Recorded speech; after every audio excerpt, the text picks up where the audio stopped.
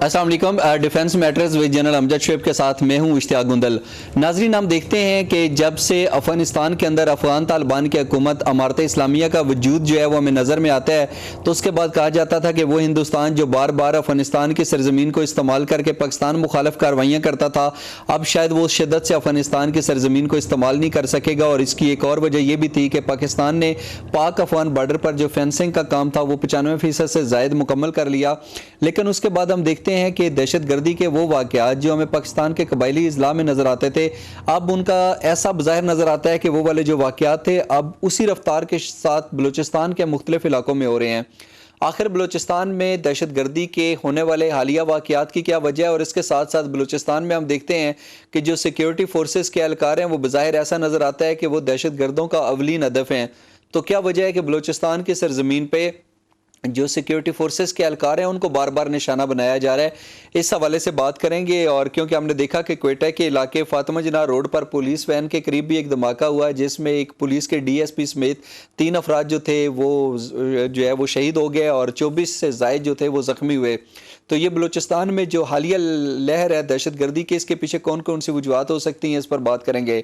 इसके साथ साथ हिंदुस्तान ने 4-5 दफ़ा कोशिश करके देखी कि वो पाकिस्तान की जो समुद्री हदूद हैं वहाँ पर अपनी अबदोज को भेजता है ताकि जासूसी की जा सके, और जो पाकिस्तान के अंदर नकलो हरकत होती है या अगर वहाँ पे कोई हमारी किसी के साथ मुश्तरका मशक़ें चलती हैं तो उसके हवाले से किसी भी तरह की मालूमात तक रसाई को यकीनी बना सके। लेकिन पाकिस्तान नेवी जो है वो यकीनी तौर के ऊपर कि उसका एक बड़ा सख्त रद्द अमल सामने आया, और जब भी हिंदुस्तान की जो भारतीय अबदोज़ें थी उन्होंने पाकिस्तान के पानियों तक रसाई हासिल करने की कोशिश की, तो पाक नेवी ने न सिर्फ उनको जो है वो ट्रैक किया बल्कि इसके साथ साथ उनको वहाँ से भागने पर मजबूर कर दिया। और इसके अंदर एक बड़ा अहम मैसेज है कि आखिर क्या वजह है कि अगर हमारी जो पाक नेवी है वो चाहे तो भारतीय अबदोज़ों को तबाह बर्बाद भी करके रख सकती है, लेकिन इसके बावजूद उनको भागने का रास्ता क्यों फराहम किया जाता है, इसके पीछे वजूहत कौन सी होती हैं और इससे हिंदुस्तान को क्या सबक लेना चाहिए, इस पर बात करेंगे। और इसके साथ साथ आपको मालूम है कि रूस और यूक्रेन के दरमियान गुज़श्ता 8 दिनों से जो है वो जंग जारी है और अब उस जंग में शिद्दत आती जा रही है। और इसके साथ साथ हमने देखा कि जो रूस है उसकी तरफ से पहली दफ़ा ये तस्लीम किया गया कि इस जंग में 498 जो रूसी फौजी थे वो अब तक हलाक हो चुके हैं। ये यकीनी तौर के ऊपर एक बड़ी तादाद है। तो क्या इसकी बुनियाद पर यह कहा जा सकता है कि रूस और यूक्रेन के दरमियान होने वाली जो जंग है ये बहुत जल्दी रुकेगी नहीं, बल्कि आहिस्ता आहिस्ता शायद एक तवील अरसे तक जारी रह सकती है? और जिस तरीके से इस जंग में रूस के 498 जो फौजी थे वो जहां बाग हो चुके हैं, तो क्या यूक्रेन एक तवील अरसे तक रूस को इतना टफ टाइम दे सकेगा और एक सख्त रद्द अमल देने की सलाहियत रखता है? इस पर बात करेंगे। और इसके साथ साथ अगर हम कौमी सलामती के इजलास की बात करें, वहाँ पर हम पाकिस्तान की बात करें, हिंदुस्तान की बात करें, बांग्लादेश की बात करें, श्रीलंका की बात करें या चीन की बात करें, ये बज़ाहिर ऐसा नज़र आता है कि ये कोई पार्टी नहीं बन रही, किसी जगह के ऊपर वो कोई वोट नहीं दे रहे, और पाकिस्तान तो बज़ाहिर साफ नज़र आता है कि इस हवाले से गैर जानबदार है। लेकिन यहाँ पर सवाल ये पैदा होता है कि क्या खित्ते के ये अहम ममालिक एक तवील अरसे तक यूक्रेन और रूस के दरमियान होने वाली जंग में गैर जानबदारी का मुजाहरा कर सकेंगे? आखिर इस जंग का मुमकिन तौर पर मुस्तकबिल क्या होगा, इस पर बात करेंगे। इसके अलावा भी कुछ अहम सवालात को शामिल करेंगे आज के प्रोग्राम डिफेंस मैटर्स में। हमारे साथ रहिए। डिफेंस मैटर्स में एक दफ़ा फिर आपको खुश आमदीद कहते हैं। इस वक्त प्रोग्राम में हमारे साथ शामिल हुए हैं माहिर दफ़ाई तज्ज़ियाकार lieutenant general retired Amjad Shoaib. जन साहब बहुत शुक्रिया आपका।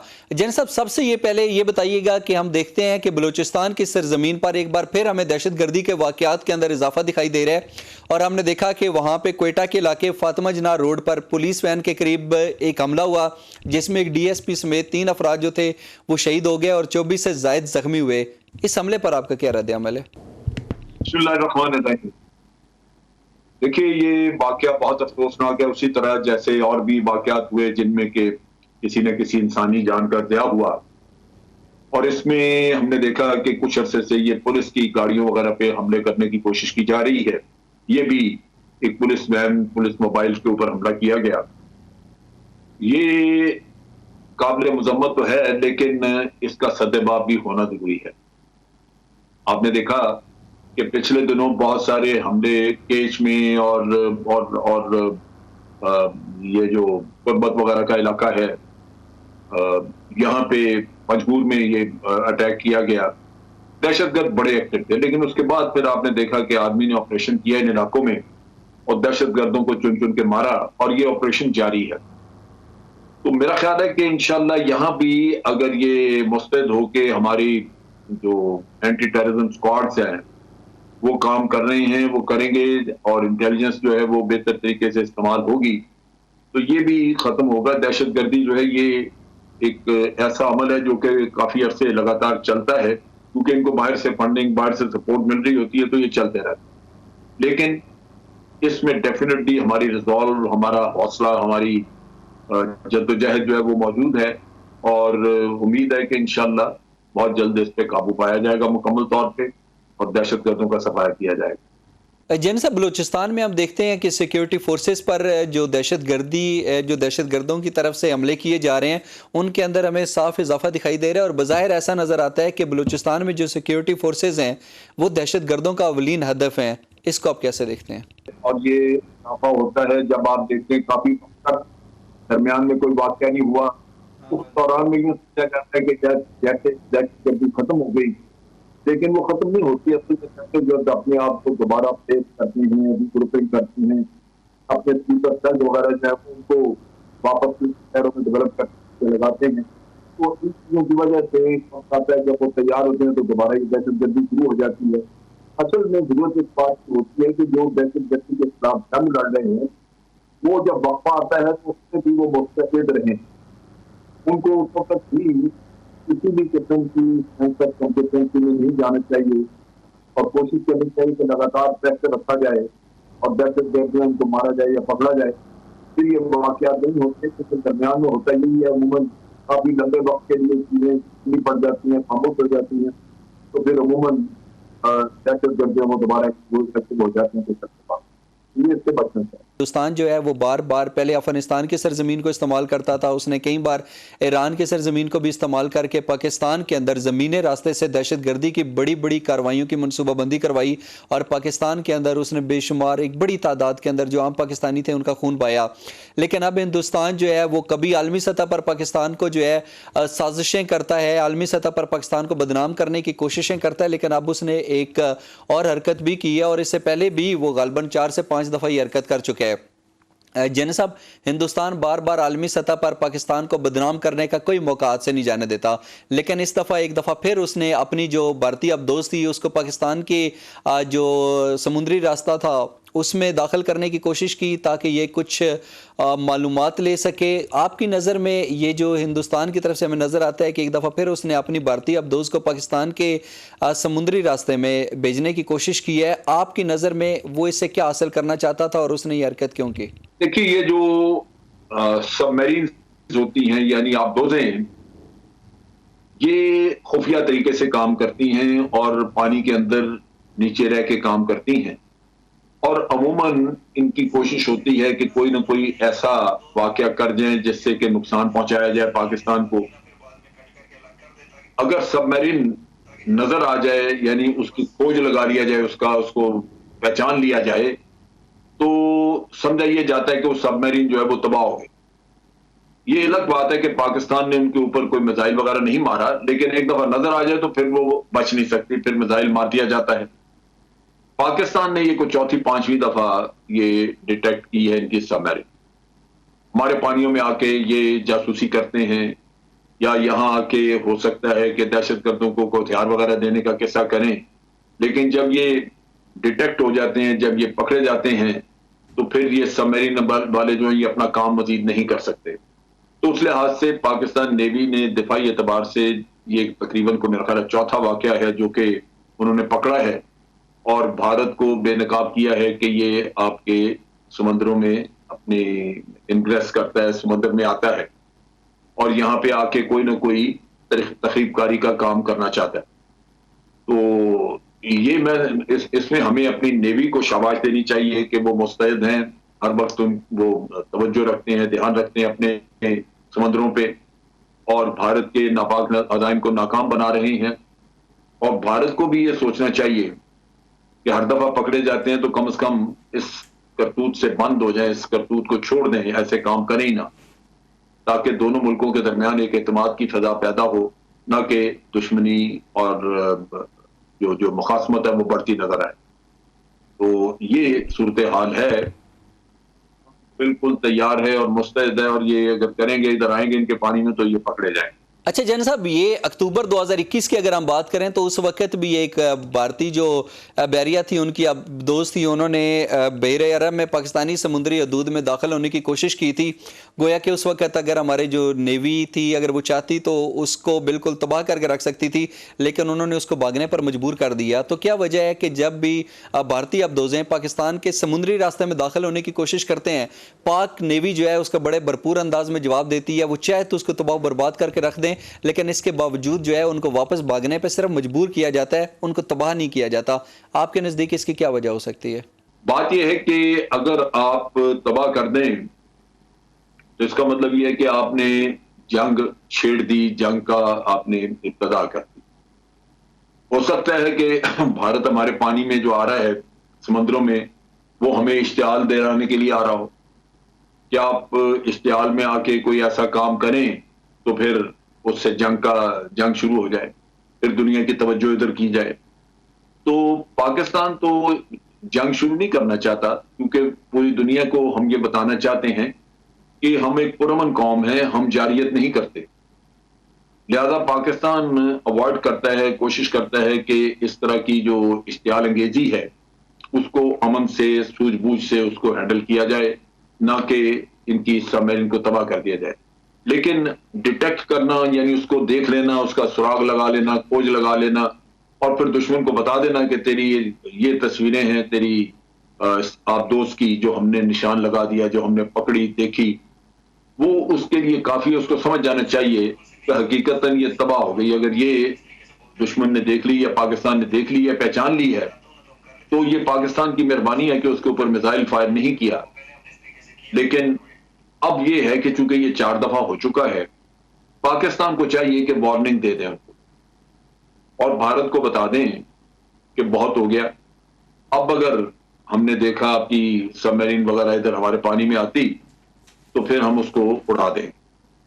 मेरा ख्याल है वार्निंग दे देने में कोई हर्ज नहीं, उनको बता देना चाहिए ताकि दुश्मन को पता हो कि आइंदा के लिए उसने एहतियात करनी है। इधर इस हमारे पानी में अगर आए तो उसके नताइज होंगे, उसको खमियाजा भुगतना होगा। ये हमें अपना मुसम्मम इरादा उसको वादे कर देना चाहिए।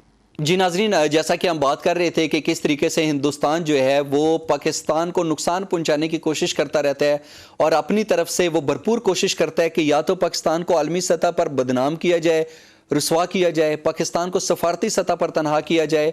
लेकिन पाकिस्तान जो है वो ना तो सफारती सतह पर तनहा हुआ और ना ही हिंदुस्तान जिस तरीके से पाकिस्तान को अंदरूनी तौर पर गैर मुस्तहकम करना चाहता था, इसको गैर मुस्तहकम करने में कामयाब रहा, बल्कि उसको हमेशा मुंह की खानी पड़ी। मकबूजा कश्मीर के अंदर अगर हम हिंदुस्तान के मुजालिम की बात करें तो उसमें हम देखते हैं कि बुरहान मुजफ्फर वानी की शहादत के बाद हमें इजाफा दिखाई दे रहा है। फिर हमने देखा कि मकबूजा कश्मीर की जो खसूसी हैसियत थी, मोदी सरकार ने उसको भी ख़त्म कर दिया और अभी हम वहाँ पे देखते हैं कि जो बुनियादी इंसानी हकूक़ हैं वो तक नहीं मिल रहे। गुज़श्ता दिनों मकबूजा कश्मीर से तल्लक रखने वाले और कुछ पाकिस्तान के मुख्तलिफ इलाकों से तल्लक रखने वाले नौजवानों ने जनरल अमजद शोएब के साथ मुलाकात भी की। मकबूजा कश्मीर के हवाले से एक डिस्कशन भी हुई। इस प्रोग्राम में आज हम उनमें से कुछ सवालात को शामिल कर रहे हैं, उसके लिए ज़रा ये वीडियो क्लिप देखें। मेरा ताल्लुक श्रीनगर से है, कश्मीर से। वहाँ जो आर्टिकल 370 एब्लिगेशन ऑफ आर्टिकल 370 के बाद जो इंडियन पॉलिसीज़ थी, उसके बाद जो उन्होंने नए नए लाए हुए अगर in the form of citizenship amendment laws लगाए या ड्रैकोनियन लॉज वहाँ पे लगाए गए, क्योंकि उनका मेन मकसद यही था कि वहाँ पे जेनोसाइड हो। ठीक है, तो वो किस हद तक कामयाब हो गए उसमें हमने इस चीज़ को देखना है। देखिए, आर्टिकल 370 को एब्रोगेट करके या आर्टिकल 35A इंडिया ने अपने तौर पे उसका एक सोल्यूशन बनाने की कोशिश की है कि कश्मीर का मसला हल वो अपनी मर्जी के मुताबिक कर दे, लेकिन ये सिर्फ उसकी अपनी सोच, अपने घर का आप कह लीजिए कि एक फैसला है जो अक़वाम आलम जिसको नहीं मानते। अभी जैसे रिसेंटली आप देखिए कि ये मुख्तलिफ कंपनियां हुंडई और इन्होंने यौम यकजहती पे किया कश्मीरियों का साथ देने का। अब वो माफ़ी वगैरह मांग रहे हैं, तो क्या उन्होंने माफ़ी जो मांगी वो गलती की वजह से मांगी? नहीं, वो अपनी मार्केट नहीं छोड़ना चाह रहे कि इतनी बड़ी मार्केट है, पैसा कमा रहे हैं तो उन्होंने किया। लेकिन फैक्ट ये है कि इंसानी ज़मीर उसको बता रहा है कि सच्चाई क्या है। यहाँ पे जो इंडियन डिज़ाइन था वो ये था कि आर्टिकल 35A ख़त्म होगा तो वहाँ पे शरीयत वो बांटनी शुरू करेंगे हिंदू को, जिससे वो अल्टीमेटली वहाँ पे आबादी का तनासब अपने हक में बदले कि हिंदू आबादी बढ़ गई और मुसलमान आबादी को वो माइनॉरिटी में कन्वर्ट करेंगे। दूसरा उन्होंने काम शुरू किया साउथ ऑफ पीर पंजाल जो जम्मू से करीब इलाके हैं उनमें नई कॉन्स्टिट्यूंसीज बनाने का काम शुरू किया। कश्मीर की कॉन्स्टिट्यूंसीज नॉर्थ में जो है उनमें से 2 या 3 कॉन्स्टिट्यूंसी जो है उनको उठा के लद्दाख में डाल दिया, वो यूनियन टेरिटरी बन गई। अब ये काम उन्होंने किया है कि इसमें जो कॉन्स्टिट्यूंसीज हिंदू मेजॉरिटी की हैं उनकी तादाद ज़्यादा और जो मुस्लिम मेजॉरिटी की कॉन्स्टिट्यूंसीज हैं उनकी तादाद कम। नतीजा ये है कि जब भी कभी असम्बली वो बहाल करें तो वहाँ पे हमेशा हिंदू मेजॉरिटी नज़र आए। चुनाचे चीफ मिनिस्टर अब मुसलमान की बजाय वहाँ पे हिंदू बनना शुरू हो और जो उन्होंने लोगों को वहाँ पे सिटीजनशिप देनी शुरू की है वो लोग वहाँ रहेंगे नहीं, उनके पास सिर्फ वोटिंग का राइट होगा, रहेंगे कोई किराला में है जहाँ भी कहीं है, जिस दिन वोट डालना उनको कहेंगे जाओ जाके डाल के आओ। तो सूरत में भी अगर कल कोई प्लेबिसाइड कराए तो उसको वहाँ पे हिंदू मेजॉरिटी मिलेगी जिसकी वजह से वो फैसला कुछ मुख्तलिफ करा सकते हैं। ये तो है सूरत हाल जो उन्होंने अपने तौर पे सोच के की है। लेकिन पहली बात ये है कि इसमें उन्होंने तोड़ निकालने की कोशिश की है कि अगर कभी यूनाइटेड नेशन की करारदादें माननी पड़ी जाएं तो ये प्लेबिसाइड हमारी मर्जी का होगा। लेकिन यूनाइटेड नेशन के जो चार्टर है वो ये कहता है कि जो डिस्प्यूटेड टेरिटरीज होंगी उसमें आप आबादी बदल नहीं सकते, उसका तनासब नहीं बदल सकते, उसमें बाहर से ला के लोगों को सिटीजनशिप आप दे नहीं सकते। आपने अगर अपना कोई कानून बना लिया है कि जो 10 साल वहाँ पे रह गया उसको सिटीजनशिप मिलेगी, ये कानून इंटरनेशनली ये नहीं माना जा रहा। नतीजा ये कि इस झगड़े की जो इंटरनेशनल नौयत है वो तो वहीं की वहीं है, उसमें कोई फ़र्क नहीं पड़ा। अब खराबी उसमें इनके साथ जो किस्मत ने हाथ किया वो ये हुआ कि जो लद्दाख में चाइना ने इंकर्शन की, क्योंकि इन्होंने एकतरफा किया उसको यूनियन टेरिटरी बनाने का काम, तो चीनी आगे आ गए। गलमान वैली में उन्होंने तकरीबन कोई 1000 किलोमीटर का इलाका ले लिया। इस एक्शन के बाद चाइना इस डिस्प्यूट में तीसरी पार्टी बन गया, कश्मीर डिस्प्यूट में तीसरी पार्टी बन गया। सो भारत के लिए इतना आसान नहीं होगा कि अब वो हजम कर जाए, क्योंकि 2 पार्टियां एक तरफ हैं पाकिस्तान और चाइना और भारत दूसरी तरफ है। सो ये एक वक्ती तौर पे उसने अपने लिए अरेंजमेंट किया जिसका हकीकत पे कोई असर नहीं पड़ना चाहिए। लेकिन मैं हमेशा अपने कश्मीरी भाइयों के ऊपर तवक्कुआत भी रखता हूँ, उम्मीदें भी रखता हूँ, लेकिन बाद उनकी गलतियाँ भी सोचता हूँ।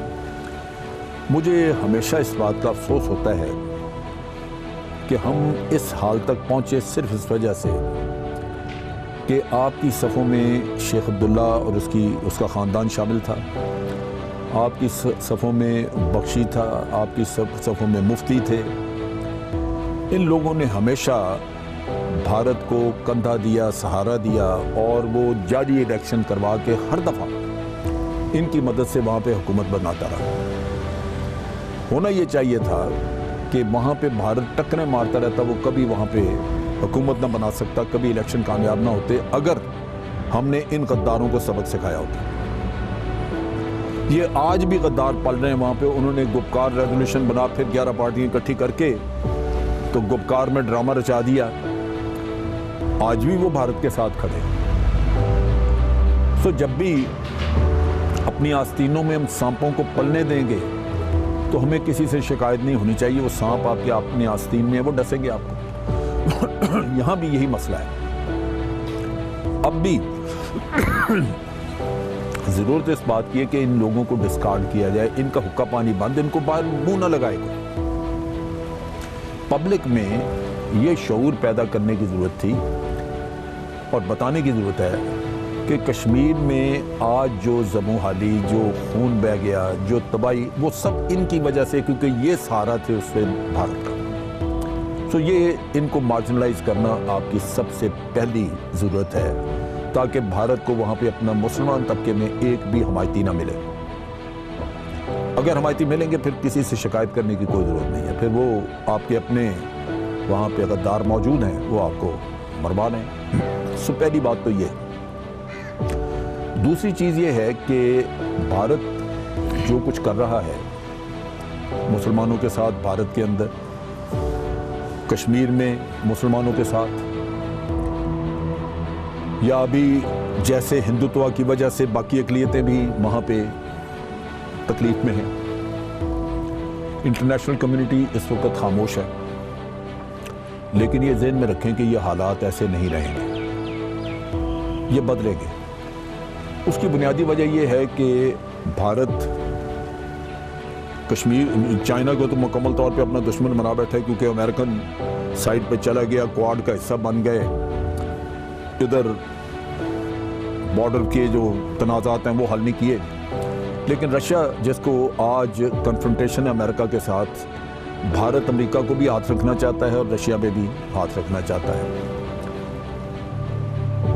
अभी तक अमेरिका ने उसके ऊपर पाबंदियां नहीं लगाई S-400 जो इन्होंने ख़रीदा उसकी वजह से, या जो भी रशिया के साथ अभी अमेरिका ने वहाँ पे सिक्योरिटी काउंसिल में यूक्रेन का इशू लेके वो गए तो भारत वहाँ से गायब हो गया, एब्सेंट हो गया। तो ये फॉल्ट लाइंस हैं, क्वाइट पॉसिबल कि कल अमेरिका समझे कि भी बहुत हो गया, हमने भारत को पाल लिया, ये धोखा देते हैं हमें।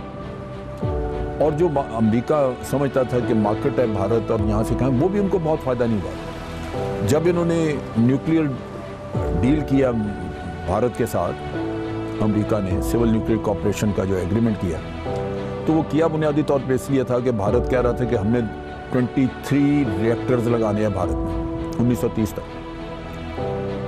एक भी रिएक्टर का ऑर्डर उन्होंने अमेरिका को नहीं दिया, या रशिया को दिया या फ्रांस को दे दिया। तो अमेरिका कमाई भी नहीं कर सका वहाँ से। और जिस दिन अमेरिका ने आंखें फेरी तो सारे प्रेशर्स आने शुरू हो जाएंगे, सैंक्शंस भी आ सकती हैं, सब कुछ आ सकता है। उस वक्त नाराज़गी जब होती है तो सबसे पहले अमेरिका ह्यूमन राइट्स का इशू ही खड़ा करता है।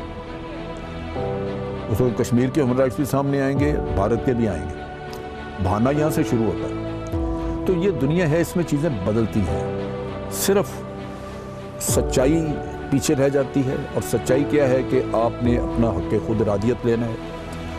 अगर आप सच्चाई का साथ खुद छोड़ देंगे, मामला दब गया, भारत के मौज मेले हो गए। आप अपने कदमों पे मजबूत रहेंगे, कायम रहेंगे, तो दुनिया का मफादात बदलते रहते हैं, वो कल आपके साथ भी खड़े हो सकते हैं। भारत को सिर्फ ये समझना है कि 72 साल में वो कश्मीरियों का जज्बा ख़त्म नहीं कर सका। कभी थोड़ा मध्यम पड़ा, फिर उठा, लेकिन उसके गले में ये हड्डी फंसी पड़ी है, ये वो हजम नहीं कर सका। तो अगर 72 साल में नहीं हुआ तो आइंदा भी आगे नहीं होगा। सो हमें अपने कदमों पे मजबूत रहना चाहिए, और इंशाअल्लाह फतह हमेशा हक की होती है, सच्चाई। मेरा नाम शहजाद अब्बासी है, मेरा तल्लुक आज़ाद कश्मीर बाग से है। मैं सर से पूछना चाहूँगा कि जैसा कि हिंदुस्तान की मुसलमानों की जो हालत है वो हमारे सामने है। अभी तो उनको वहाँ पर हिंदुस्तानी उनका पाकिस्तान के खिलाफ बोलते हैं तो उनको सर्टिफिकेट मिलता है। तो ऐसी सूरत हाल पैदा हो चुकी है कि मुस्तक़बिल क्या सूरत हाल उसकी कुछ का कोई। देखिए, जहाँ तक भारत का ताल्लुक है, वो हर वो काम करता है या करने की कोशिश करता है जिससे वो ये इम्प्रेशन दे कि कश्मीर के मामले में उसकी पॉलिसीज़ ठीक हैं, कश्मीरियों को वो बड़ा पैट्रनाइज कर रहा है।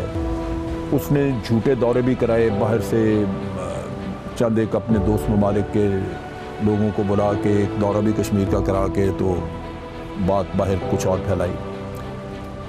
लेकिन ये हक़ाइक़ नहीं है। आप देखिए कि गलत काम के ऊपर किसी को तमगा देना वो फ़ायदा नहीं देता, बल्कि वो आपको मज़ीद शर्मिंदा कराता है, ज़लील कराता है। उसकी मिसाल आपके सामने है कि जब ये पत्थर वगैरह फेंके जाते थे तो उस ज़माने में एक मेजर ने अपनी जीप के आगे एक कश्मीरी लड़के को बांधा। डार नाम था उसका, गालिबन समडार। उस पे है जी साजिद डार, आजिद। उस पे उसको तमगा मिला। उस पे बड़ा इसने ये बिपिन रावत ने अप्रिशिएट किया और उसको तमगा वगैरह भी दिया, लेकिन पूरी दुनिया ने उस पर लानत भेजी।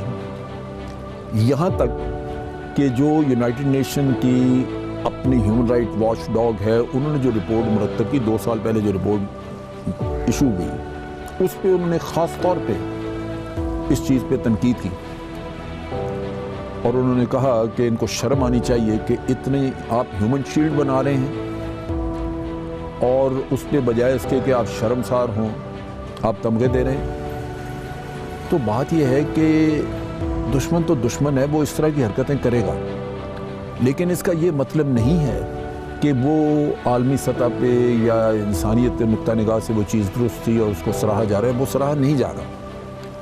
ये बहुत बड़ी मिसाल है, हमेशा ज़हन में रखनी चाहिए कि वो इशू ह्यूमन शील्ड वाला वो ना तो दबा है और ना ही ख़त्म हुआ है। उसका आज भी जिक्र आता है तो इनके ऊपर लानतान की जाती है कि इन्होंने ये हरकत की। तो इसलिए भारत जो जी चाहे करता रहे, इस मेडल दे देने से उनका काला करतूत धुला नहीं। और अगर सर्टिफिकेट और तमगा किसी को देते हैं तो देते रहे। हम यहाँ पे बैठ के बात करने और उनकी जो गलत हरकतें हैं वो दुनिया के सामने लाने की पूरी हम जद्दोजहद भी करते हैं, कोशिश भी करते हैं ताकि ये गलत इंप्रेशन ना पैदा कर सके और नहीं होगा इंशाल्लाह। नहीं, वैसे हिंदुस्तान में मुसलमान का मुस्तकबिल कैसा है? जिस तरह बीजेपी की हुकूमत है, देखिए हिंदुस्तान में मुसलमान का मुस्तकबिल है वो तारीख है। उसमें बड़ी सीधी सी बात है कि एक चीज़, डेमोक्रेसी की वजह से मुसलमान कभी भी हुक्मरानी में नहीं आएगा, वो हमेशा मेजॉरिटी का रहेगा। मेजॉरिटी वोट चाहिए हुकूमत में आने के लिए और मोदी को मेजॉरिटी को खुश रखना है। मेजॉरिटी के अंदर आप नफरत पैदा करके उसको एंटी मुसलमान जज्बात की वजह से आप वोट ले रहे हैं तो आप कभी भी नहीं रुकेंगे, क्योंकि हुकूमत हाथ से चली जाएगी। जिस दिन आप पाकिस्तान की फेवर में या मुसलमान की फेवर में कुछ काम करना शुरू करेंगे, लोग आपसे हट जाएंगे। नफरत जो पैदा कर दी है उसने भारत के हिंदू मेजॉरिटी में, उनके अंदर, उनके दिलों में, वो अब ख़त्म करनी बहुत मुश्किल है, हो नहीं सकेगी। होना ये चाहिए था कि 22 करोड़ मुसलमान वहाँ पे सोचते बैठ के कि क्या भारत हमारी नस्लों के लिए, आइंदा आने वाली नस्लों के लिए महफूज रहा है? वो नहीं रहा। अब यहाँ पे लीडरशिप का ये रोल था कि वो स्ट्रगल करते अपने राइट्स के लिए और उठते, लेकिन भारत में कोई आवाज़ नहीं उठती। यहाँ तक कि असदुद्दीन अवैसी जो उनके लोकसभा का है मेंबर, उसने ये लड़की का जो हिजाब वाला किस्सा हुआ, उसके बाद उसने तकरीर की कि जी पाकिस्तान से बड़े इसकी हमायत हो रही है और ये हो रहा है, मैं पाकिस्तान को वार्न करता हूँ कि आपका ये काम नहीं है। और उसने कहा कि जी ये हमारा घर है, हम जाने और हमारा काम जाने, हम फैसला कर लेंगे, आप अपना बलूचिस्तान देखें फलाने से। जब आपके अंदर सफ़ों में लीडर ये हो तो आपका अपना मुकद्दर वो फिर बर्बाद है, तबाह है। जिस लीडर में जुर्रत नहीं है, जूते खा के वो कहता है कि जी हम तो खाएंगे बस आप जाएं, मैं पाकिस्तान में बैठा उनके लिए क्यों परेशान हूँ? मुझे कोई ज़रूरत नहीं है परेशान होने की। जो कौम खुद अपने हक़ के लिए नहीं उठना चाहती, मुझे उसके लिए हक उठ के, मैं अगर उसके लिए तकरीरें करूँ, उसका हक़ मांगूँ, तो हो सकता है कि इंटरनेशनल कम्युनिटी मुझे कहे कि तुम पागल हो गए, जिनको तकलीफ है वो तो बोलते नहीं, तुम कौन हो? तो ये बड़ा इम्पॉर्टेंट एस्पेक्ट है कि उन मुसलमानों ने अपनी आइंदा नस्लों का जो मुस्तकबिल है उसको खुद ही अपने पांव थले रौंद लिया है। वहाँ पे जमीयतुल उलमाए हिंद देवबंद मदरसा मौजूद है, उनसे बड़े मुनाफिक और उनसे बड़े आप कह लें कि गद्दार और कोई है ही नहीं। उनको अगर उनमें थोड़ी बहुत भी हिम्मत होती, जुर्रत होती और वो मुनाफिक ना होते, हिंदुस्तान के हाथों बिके ना होते, तो वो उनको कहते कि जनाब अगर मुसलमानों को आपने इस तरह दबाया, हम जहाद का फतवा दे देंगे, ये मुसलमान आपके खिलाफ जहाद करेंगे। और जहाद और किस मौके के लिए होता है? तो वो उन्होंने भी नहीं कुछ किया। नतीजा ये कि मुसलमान का मुस्तकबिल वहाँ पे इंतहाई तारीख और उनकी अपनी गफलत, उनके लीडर्स की गफलत की वजह से बिल्कुल उसमें मैं नहीं देखता कि कोई ऐसी मुझे कम से कम कोई उम्मीद की किरण नज़र नहीं आती वहाँ। मेरा नाम जहांगीर आलम है और I am a student at Bairia university. Sir मेरा आपसे ये क्वेश्चन है कि पाकिस्तान क्या इक़दाम कर रहा है मकबूजा कश्मीर देखिए जैसे कि तो ये हमारा इशू जो है वो ऐसे ही लिंगर डाउन हो रहा है, मतलब दिन ब दिन बढ़ता जा रहा है और हमें इसकी कोई उम्मीद की किरण नहीं नज़र आ रही। तो आप क्या कहते हैं, आपका अपना क्या पर्सपेक्टिव है कि किस तरह से कश्मीर है, क्या हमारे पाकिस्तान की इसमें पॉलिसीज़ कुछ चेंजिंग करनी चाहिए?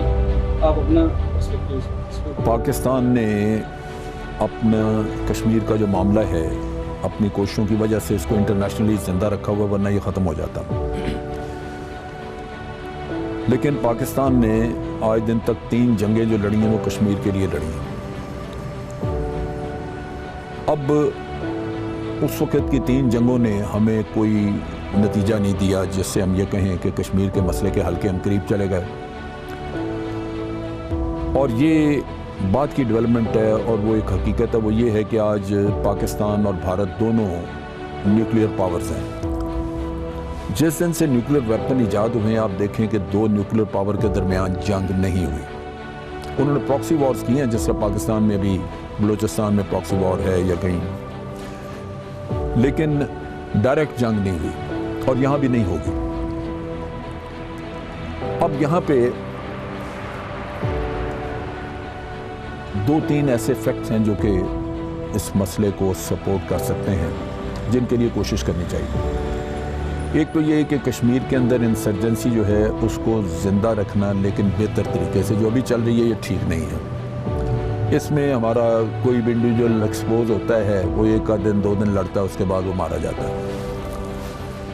इसको हमने ज़्यादा बेहतर तरीके से, ज़्यादा अच्छी ट्रेनिंग, ज़्यादा बेहतर इक्विपमेंट और टैक्टिक्स बदलने की ज़रूरत है, जहां आप सर्वाइव कर सकें। सर्वाइवल होगी तो आपको 4 दूसरे के मारेंगे, वरना आप खुद ही ख़त्म हो गए तो बात ख़त्म हो जाती है। सो उसमें तब्दीली करने की ज़रूरत है। दूसरा ये है कि कश्मीर में आज कोई असेंबली नहीं है। मैंने ये तजवीज़ गवर्नमेंट को भी दी है कि जो आज़ाद कश्मीर की असेंबली है, इसमें से ये ड्रामा निकाल दें कि वैली 1, वैली 2, वैली 3, वैली 5 तक के रखे हुए हैं। वो यहाँ से कोई उल्लू आ जाता है, गुजर, उसने इलेक्शन लड़ा किसी, वो आके तो बैठ जाते हैं असेंबली में।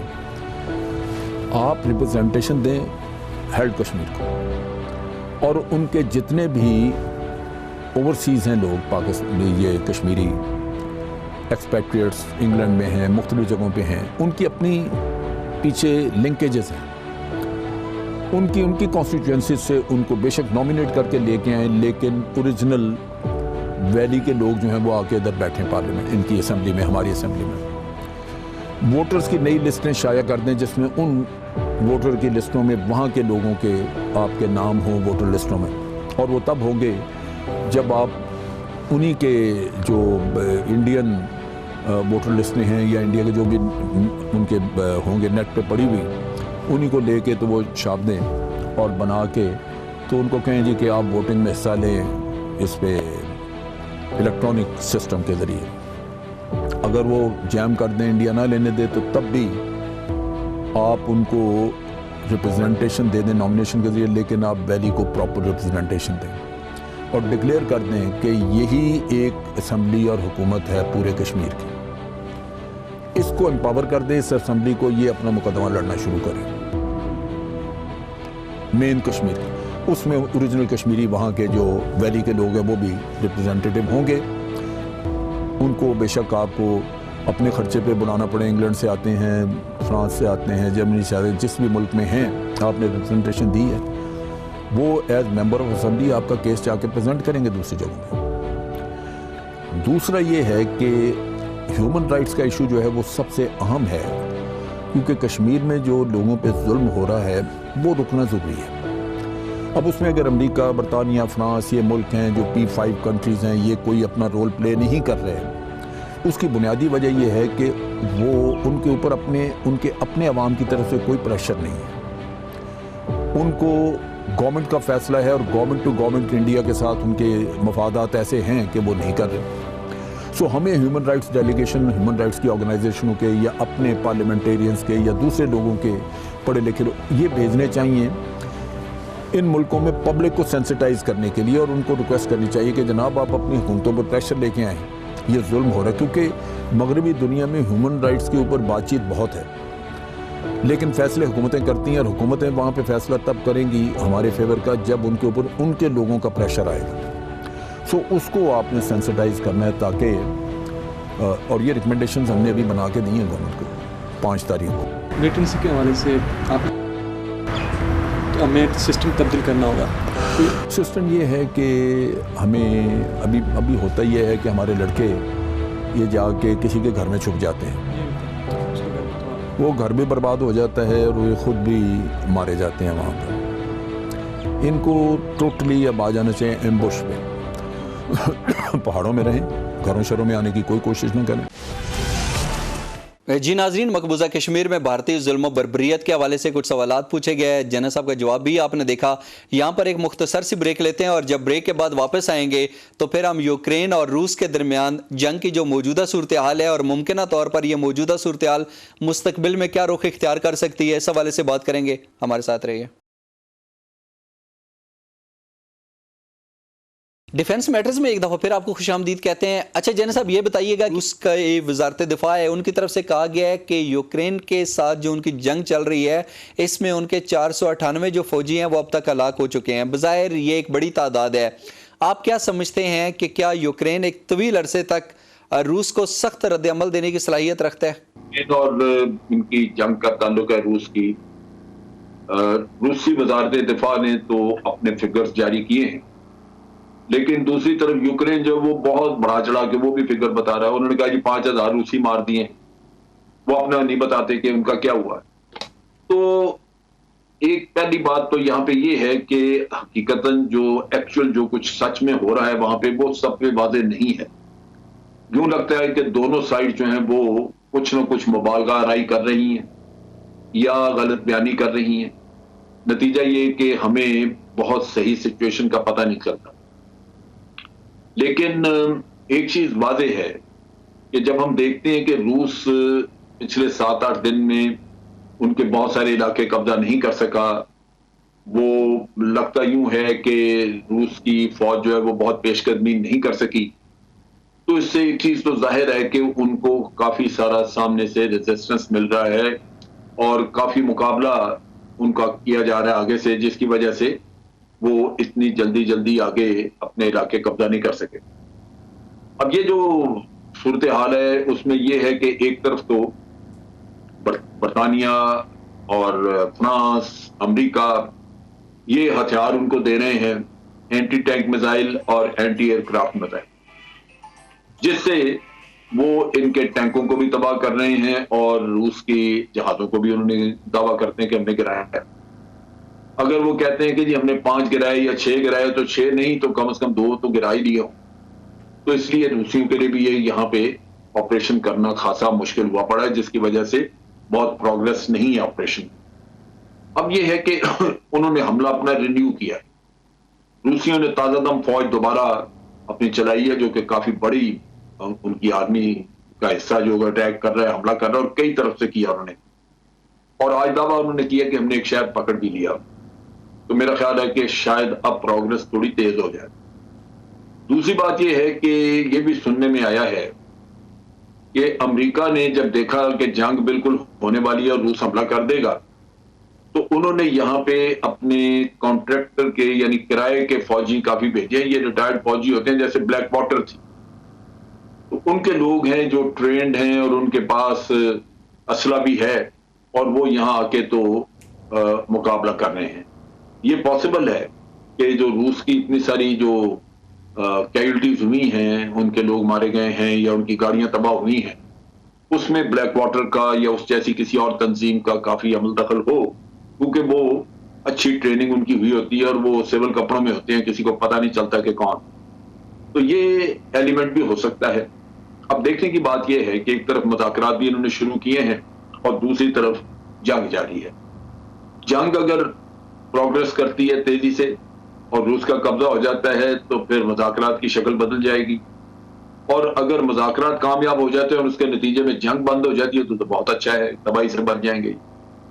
बासूरत इस स्टेज के ऊपर वो लगता यूं ही है कि रूस के जो अपने अज़ाइम थे वो पूरी तरह उसमें कामयाब नहीं, और जंग जो है वो तबाही का पेशखामा है यूक्रेन के लिए। यूक्रेन की काफी सारी बिल्डिंगें तबाह हुई हैं, लोग मारे गए हैं। तो अगर ये 10 दिन 15 दिन और चलती है, महीना चलती है, तो यूक्रेन का बहुत सारा नुकसान हो जाएगा, लोग भी मारे जाएंगे। तो बहरसूरत इस वक्त कोई बहुत वाज़ेह सिचुएशन नहीं है, लेकिन जंग जारी है। अच्छा, गालबन रूस ने कोई 8 दिन कबल यूक्रेन पर हमला किया था और इस हवाले से हम देखते हैं कि उन्होंने उनका जो जानी नुकसान हुआ, ये इसके साथ साथ उनका जो दफाई साजो सामान था वो किस हद तक मुतासर हुआ, उसको कितना नुकसान पहुंचा, रूस ने इसका खुलकर इजहार नहीं किया। लेकिन पहली दफ़ा उन्होंने खुद इस चीज़ का इतराफ़ किया कि यूक्रेन के खिलाफ जंग में उनके 498 जो फौजी हैं वो अब तक जहां बाक हो चुके हैं। आप क्या समझते हैं कि अमूमन जब भी जंग होती है तो किसी भी मुल्क की फ़ौज जो इस तरीके से उसकी हलाकतें होती हैं, आमतौर पर उसको छुपाया जाता है, खुफिया रखा जाता है, आपके नज़दीक इसकी क्या वजूहत हैं? देखिए, बात यह है कि अगर तो आपकी फतह हो जाए तो फिर तो आप फौरी तौर पे ऐलान भी कर देते हैं और उसका एक अच्छा मोराल, लोगों के हौसलों पे अच्छा असर पड़ता है। और अगर बहुत सारी फतवात ना मिल रही हों और लगे यूं कि आप फंस गए कहीं पे, तो फिर ये चीजें बाहर बताई नहीं जाती, क्योंकि उसका कौम के ऊपर और आपके फौज के ऊपर कोई अच्छा असर नहीं पड़ता, मोराल पे अच्छा असर नहीं पड़ता। नतीजा ये कि ये भी हो सकता है कि लोगों के हौसले पस्त हो जाएं, लोग समझते हों कि यार यूक्रेन तो हम तो बहुत बड़ा मुल्क नहीं था, बहुत ताकतवर नहीं था, हमारा ख्याल था कि 2 दिन में उस पर कब्जा कर लेंगे, तो ये तो आज इतने दिन हो गए। तो अवाम का हौसला जो है वो पस्त होना शुरू हो जाता है। चुनाचे आप बहुत सारी चीजें छुपाते हैं, बताते नहीं, या बढ़ चढ़ के बढ़ा चढ़ा के बताते हैं, अपनी फतवात को बहुत बढ़ाएंगे और दुश्मन के जो नुकसान आता है उसको भी बढ़ा चढ़ा के बताएंगे। ये दोनों तरफ से होता है। तो आप देखेंगे कि अगर किसी दिन अगले 2, 4, 6 रोज में रूस का कब्जा हो जाता है इनके बड़े शहरों पे, जिसमें कि इनका दारुल हुकूमत कैब भी शामिल है, तो आप देखेंगे फिर फौरी तौर पे सब अनाउंसमेंट भी होंगी, ऐलान भी कर दिया जाएगा, बताया भी जाएगा। शुरू में ये चीजें जरा इनको मख्फी रखा जाता है, हौसला न पस्त हो जाए लोगों का, या ये कि आप नहीं चाहते कि आपकी स्कीम, आपकी प्लान जो है वो दुश्मन को पता लग जाए, इसलिए बहुत सारी चीजें जो है वो मख्फी रखी जाती है। अच्छा जैन साहब, ये बताइएगा कि अक़वाम मुत्तहिदा की कौमी सलामती का इजलास हुआ और उसमें यूक्रेन और रूस के दरमियान जिस तरीके से जो जंग की सूरत हाल है उस पर वोटिंग भी हुई, लेकिन इस सिलसिले में अगर हम इस खित्ते के ममालिक की बात करें, हम पाकिस्तान की बात करें, चीन की बात करें, बांग्लादेश की बात करें, श्रीलंका की बात करें, तो हमें बज़ाहिर ऐसा नज़र आता है कि ये जो खित्ते के ममालिक हैं ये इस हवाले से गैर जानबदारी का मुजाहरा कर रहे हैं। तो ये जो यूक्रेन और रूस के दरमियान जंग है, इस जंग की मौजूदा सूरत हाल को मद्देनज़र रखते हुए क्या खित्ते के ये ममालिक एक तवील अरसे तक इस जंग के हवाले से गैर जानबदारी का मुजाहरा करने में कामयाब हो सकेंगे? तो जब ये केस पेश हुआ था तो सलामती काउंसिल में तो पाकिस्तान नहीं, भारत था, चीन था और दुबई यानी यूनाइटेड अरब एमिरेट, इन 3 मुल्कों ने उसके करारदाद के खिलाफ वोट दिया, लेकिन 3 के मुकाबले में 9 या 10 मुल्कों ने हक में वोट दिया। नतीजा ये कि करारदाद पास हुई और वो करारदाद जो थी उसके तहत अब जनरल असेंबली का इजलास बुलाया गया। जनरल असेंबली में 193 मुल्क थे, जिनमें से 141 ने करारदाद के हक में वोट दिया और 35 मुल्क, जिनमें पाकिस्तान भी शामिल है, चाइना भी शामिल है, भारत भी शामिल है, बांग्लादेश है, इन मुल्कों ने उस रायशुमारी में या वोटिंग में हिस्सा नहीं ली। असल चीज ये है कि ये जो जनरल असेंबली में करारदादें पास होती हैं इनका कोई खास फायदा नहीं होता, क्योंकि ये बाइंडिंग नहीं है, ये किसी पे लागू नहीं है। अगर आपने रूस के ऊपर कहा कि जी रूस की फौज फौरन विड्रॉ करे, तो ये रूस के लिए जरूरी नहीं है कि वो इस करारदाद को माने, लेकिन अगर सिक्योरिटी काउंसिल पास करती तो फिर इनको मानना पड़ता। तो ये यूनाइटेड नेशन की वर्किंग का फर्क है। अलबत्ता इसका ये फायदा जरूर हुआ मगरबी दुनिया को कि उन्होंने ये साबित किया, रूस को ये दिखाया कि 141 मुल्क दुनिया के, यानी 193 में से 141 मुल्क रूस के इस काम को ठीक नहीं समझते, गलत समझते हैं, मजम्मत करते हैं और कहते हैं कि रूस को अपनी फौजें वापस बुलानी चाहिए। तो रूस को यह अंदाजा हो गया कि आज दुनिया ज्यादातर अमेरिका के साथ और उनके खिलाफ, उनके इस इकदाम की वजह से उनके खिलाफ, बाकी इससे बढ़ के और कुछ नहीं। रूस अपना काम जारी रखेगा, हमले जारी रखेगा। हमने जो पाकिस्तान ने, चाइना वगैरह, हम लोगों ने जो अपना मौक़िफ़ रखा, जिसकी वजह से हमने वोटिंग में हिस्सा नहीं लिया, हमारा ये कहना था कि हम रूस की मजम्मत क्यों करें? क्या बाकी दुनिया ने फ़लस्तीन के ऊपर जो इजराइल कर रहा है उसकी मजम्मत की, या बाकी दुनिया ने जो भारत कर रहा है कश्मीर में उसकी मजम्मत की? हम ये कहते हैं कि ये अचानक यूक्रेन इतना क्यों मुकद्दस हो गया कि उसके लिए सारे मरते जा रहे हैं? क्या फ़लस्तीन में लोग जो रहते हैं वो इंसान नहीं? क्या कश्मीर में रहने वाले इंसान नहीं कि उनकी भी फिक्र की जाए? तो हम ये कहते हैं कि दुनिया का जो दोहरा मेयार है, हम उसकी वजह से इस मामले पे अपने आप को न्यूट्रल रख रहे हैं। अगर असूली सियासत करनी है और असूल की बुनियाद पर फैसले करने हैं तो बिल्कुल पाकिस्तान उसके साथ है, लिहाजा दुनिया को मजम्मत करनी चाहिए, इजराइल की भी फ़लस्तीन के मामले में और भारत की भी कश्मीर के मामले में, और फिर पाकिस्तान रूस की भी मजम्मत करेगा, लाजमन करेगा। तो हमारा ये स्टांस है। हम नहीं चाहते कि दुनिया में आप यूं अपनी मर्जी से कानून और कायदा बना लें कि जी इसकी मजम्मत करनी है और उसकी नहीं करनी। ये नहीं, एक जैसा काम अगर दो मुल्क कर रहे हैं, चार कर रहे हैं, तो सबको फिर वही उसी तरह ही हैंडल करना हो। तो ये वो पाकिस्तान का एक असूली मौक़िफ़ है जिसकी बुनियाद में हमने, या चाइना ने या और मुल्कों ने इस वोटिंग में हिस्सा नहीं लिया, और वो चाहते हैं कि ये एक इंसाफ की रूह से काम किया जाए। ये जो मजम्मत वाला काम है ये तमाम उन मुल्कों पे लागू होना चाहिए जो यूनाइटेड नेशन के कवानीन की खिलाफवर्जी कर। जानबदार रखना आपकी एक पॉलिसी है तो आपको रखना होगा। आप अगर गैर जानबदारी के फवायद उठाना चाहते हैं तो फिर हकीकी मानों में आपको गैर जानबदार होना पड़ेगा। आप कल को ना रह सकें किसी वजह से, वो मैं नहीं कह सकता, लेकिन पहले भी तो नॉन अलाइंड मूवमेंट थी और बहुत सारे मुल्क जो है वो नॉन अलाइंड रहे, उन्होंने किसी के साथ जंग का वो हिस्सा नहीं बने। तो बनने को आज भी ये काम किया जा सकता है अगर हालात ठीक हों और पाकिस्तान के अंदर वाकई एक मजबूत कुव्वत इरादी हो कि हमने ये करना है। फिर आप अपने नुकसानात की परवाह नहीं करते, फिर आप ये कहते हैं कि जी मैंने चूंकि ये फैसला किया है कि मैंने ये इस तरह रूस को सपोर्ट करना है या नहीं करना, या अमेरिका को वीक नहीं करना, न्यूट्रल रहना है, ये पॉलिसी जो है ये फिर आपको मजबूती से इसके साथ पूरी तरह रहना होगा।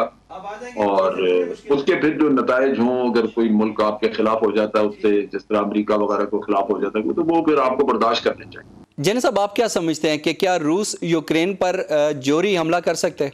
हाँ, जौहरी हमले का ये है, उसके चांसेस बड़े कम है, क्योंकि जौहरी हथियारों का एक बहुत बड़ा असूल है कि दो मुल्क जिनके पास ये जौहरी हथियार होते हैं वो डायरेक्ट आपस में नहीं लड़ाई करते।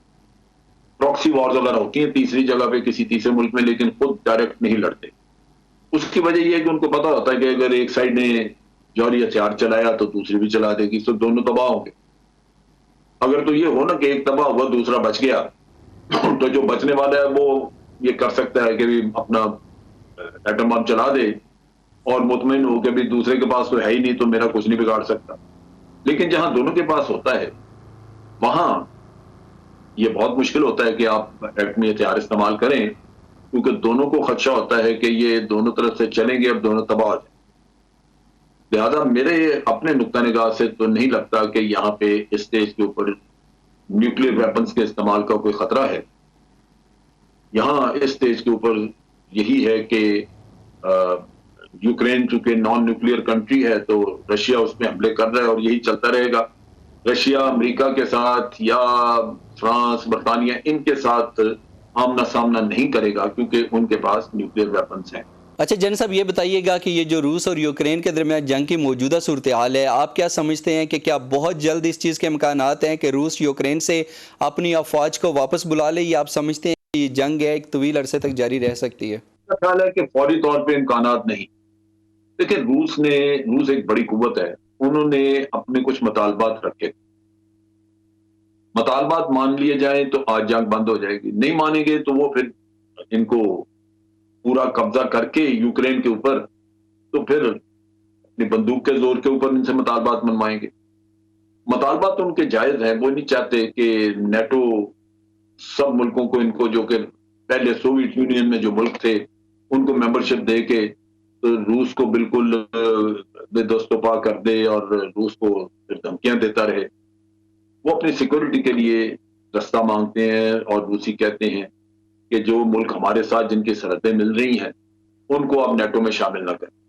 और अगर अमेरिका जंग नहीं चाहता तो फिर इसमें बुराई क्या है? अमेरिका कह सकता था कि हाँ जी इनको शामिल नहीं करेंगे। तो ये है कि दोनों तरफ से एक गलत किस्सा है, लेकिन लगता नहीं कि जंग बंद होगी। मेरा ख्याल है जंग उसी वक्त, पुतिन उस वक्त ही बंद करेगा जब वो अपने मकासद हासिल कर लेगा। उससे पहले वो जंग बंद नहीं करेगा। अगर उससे पहले जंग बंद करे और मकासद हल ना हो तो इतनी सारी जानें जो जाया हुई, इतना जो असला गया, ये फिर पुतिन के लिए मुसीबत बन जाएगा। वो जवाबदेह होगा अपने लोगों को और ये उसके लिए बहुत मुश्किल होगा कि वो अपने लोगों को मुतमईन कर सके। चलें जन साहब, बहुत शुक्रिया जी। नाजरीन, अगर हम कश्मीर की बात करें, इराक की बात करें, शाम की बात करें, अफगानिस्तान की बात करें, लीबिया की बात करें या फिर यमन की बात करें, जहाँ जहाँ पे मुसलमानों की एक आबादी होती है, मुसलमान अक्सरियत में होते हैं, वहाँ पर हम देखते हैं कि अगर बुनियादी इंसानी हकूक़ की मुसलसल खिलाफ वर्जियाँ भी हो जाएँ तो ये जो मगरबी ममालिक हैं ये बिल्कुल उसके हवाले से खामोश रहते हैं। लेकिन यूक्रेन और रूस के दरमियान जैसे जैसे मामलात कशीदगी की जानब बढ़े तो हम देखते हैं कि वहाँ पे हम नेटो ममालिक की बात करें, मगरबी ममालिक की बात करें, यूरोपीय ममालिक की बात करें, अमेरिका की बात करें, तो ये तमाम तरचा यूक्रेन के अंदर अपनी अफवाज को नहीं भेज रहे, लेकिन इसके साथ साथ हर तरह से यूक्रेन की मदद की जा रही है। तो दुनिया की बड़ी ताकतों की तरफ से ये जो दोहरा म्यार है यकीनी तौर के ऊपर ये एक सवालिया निशान है। आज का डिफेंस मैटर्स आपने देखा, सोशल मीडिया पर आपके फीडबैक का इंतज़ार रहेगा। अल्लाह हाफ़िज़।